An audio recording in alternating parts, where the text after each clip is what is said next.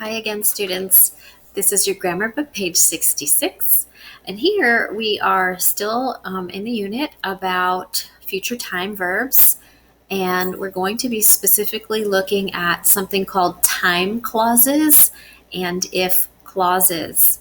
Now, a clause is a group of words with a subject and a verb. Some clauses are not complete ideas. They're called dependent.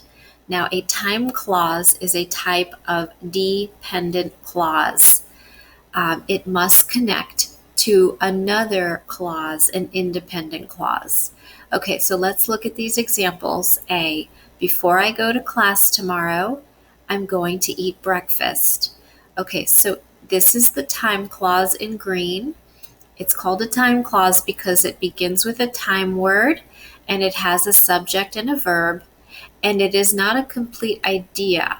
So you cannot use a period. You must use a comma and then connect it to a complete or independent clause.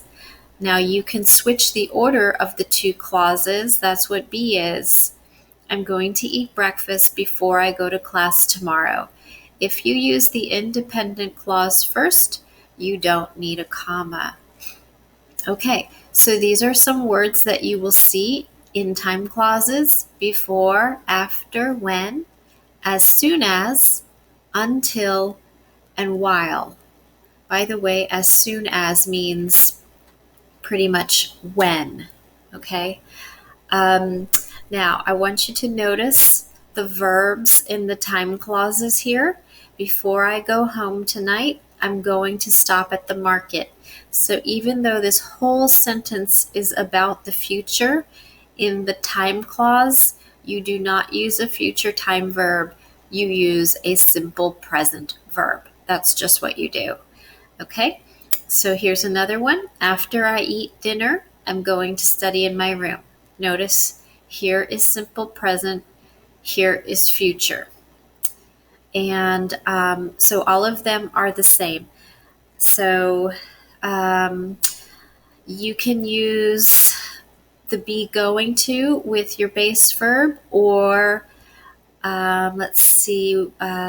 will plus the base verb in your independent clause. Either one, but make sure in your time clause it's simple present. Now, here's another type of dependent clause, an if clause. So here's your example. Maybe it will rain tomorrow. If it rains tomorrow, I'm going to stay home. So like the time clause, the verb is simple present. So an if clause begins with the word if instead of a time word. This is a condition. Okay, and then in your main clause, you're going to use a future time verb. Okay, so just be aware, two different types of verbs when you have a time clause or an if clause as part of your sentence. I hope that helps you, and I will see you next time. Bye-bye.